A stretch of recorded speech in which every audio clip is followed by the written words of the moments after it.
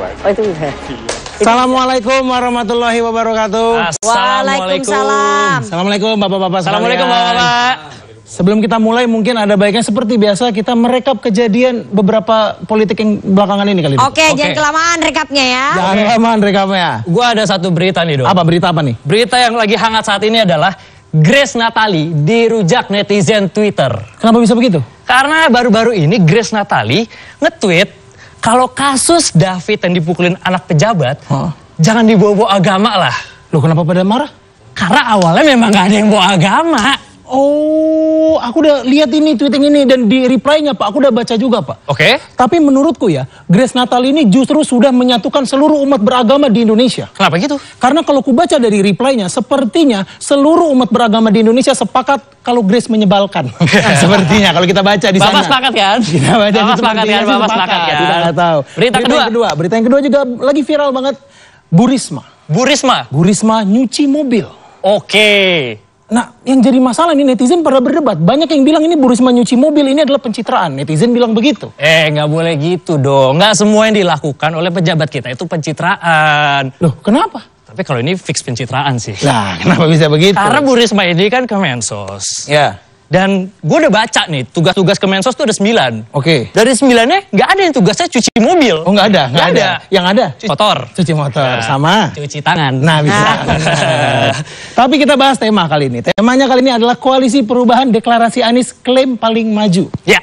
Dan Katanya begitu. PDIP mengatakan bahwa itu hanyalah klaim sepihak. Cuman klaim sepihak. Betul. Dan gara-gara ini gue lihat di sosial media tuh banyak media-media yang kaget ketika hubungan PDIP dan Demokrat sedang memanas. Loh, buat apa kaget?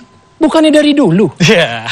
Jadi nggak usah kaget. Kita nih bapak-bapak akan kaget justru kalau melihat Demokrat dan PDIP akur. Ya. Nah ini kita baru kaget ini. Saya pun kaget Pak. Kita jangan kaget. Ya.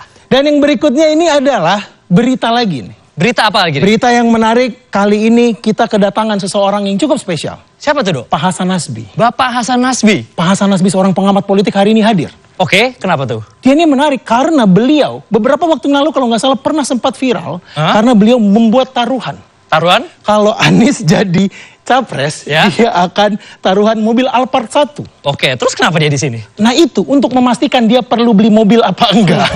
Untuk memastikan. Tapi mohon maaf nih Pak, kalau misalkan beli Alphard, tolong pastiin pajaknya hidup ya nanti. Benar. Ya. Karena Nggak dipastikan tahun berapa Alphard. Nah, betul.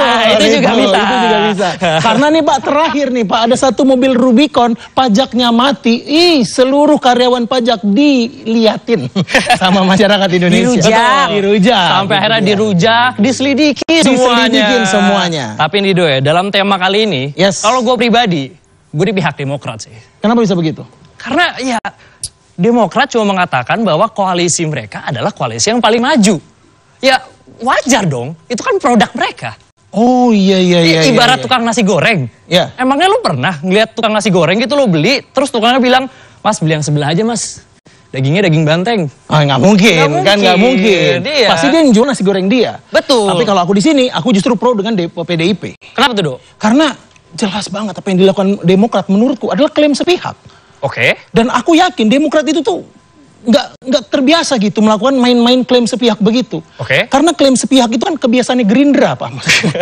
Maaf, yang bisa langsung klaim kemenangan sebelum pengumuman. Ya. Kan, itu kebiasaan, bukan kebiasaan Demokrat setahu saya nih. KUHP 3 tahun lagi. Jangan diulangi lagi. Jangan diulangin lagi. Oke. Mungkin terakhir dari kita nih kali ini. Ya. Sebenarnya untuk partai-partai, bapak-bapak sekalian boleh sebenarnya mau saling bersaingan. Gak apa-apa. Karena memang semuanya punya kepentingan. Betul. Tapi yang penting untuk diingat, kepentingan paling penting adalah kepentingan rakyat. Nama saya Aldo. Nama saya Duto Triaji. Terima kasih. Terima kasih. Oke, terima kasih Aldo dan juga Duto. Itu pesannya yang terakhir, yang penting adalah kepentingan rakyat bukan kepentingan elit. Itu tadi sentilan-sentilan khas